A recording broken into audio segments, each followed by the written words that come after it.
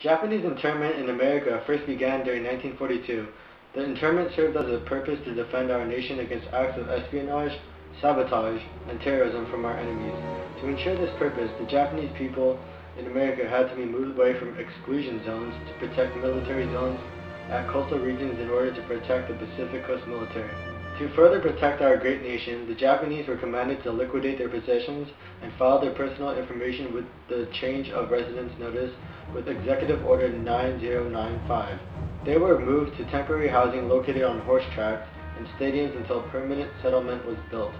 It took up to 6 months before permanent housing was occupational. The Japanese, along with people of enemy ancestry and the disloyal such as Germans, Koreans, and Italians, will join in permanent housing made by private companies, although upon arrival many of the housing projects were incomplete. Many were deported. The residents were allowed to leave housing areas called internment camps to work on fields or factories. Each camp served rationed food and small living spaces were often shared by multiple families. Families were not usually separated. Each camp was surrounded with fencing and armed guards.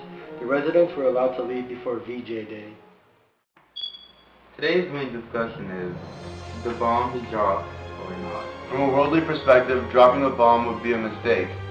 Although dropping the bomb may bring a quick end to the war, too many Japanese civilian lives would be wiped out in a second. Also, the bomb does not ensure a certain end to the Pacific conflict.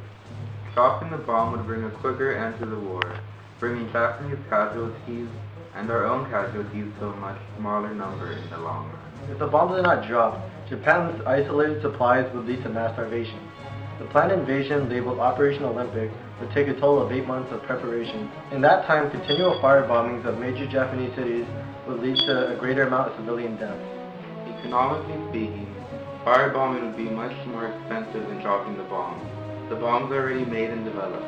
Why wait for them? Exactly. Also by 8 months, Japan's defense training and preparation would be complete. Do you want our troops to face over 1 million prepared Japanese? Also, the Japanese could possibly integrate their Navy, Army, and Air Force for maximum defense during this war. An invasion would lead to larger casualty numbers. But if we waited for a few weeks, surely a surprise Russian assault from the north would end the war faster. Exactly. A Russian intervention would have a stronger push in determining the future of Japan. However, communist Japan is just one thing America should not have to worry about. Radiation upon the city will affect generations to come. It is not justified to bomb these large cities because they are too huge to be considered military bases. Also, think about the number of prisoners of war in the city. A frontal invasion will kill vastly more Americans than the bomb.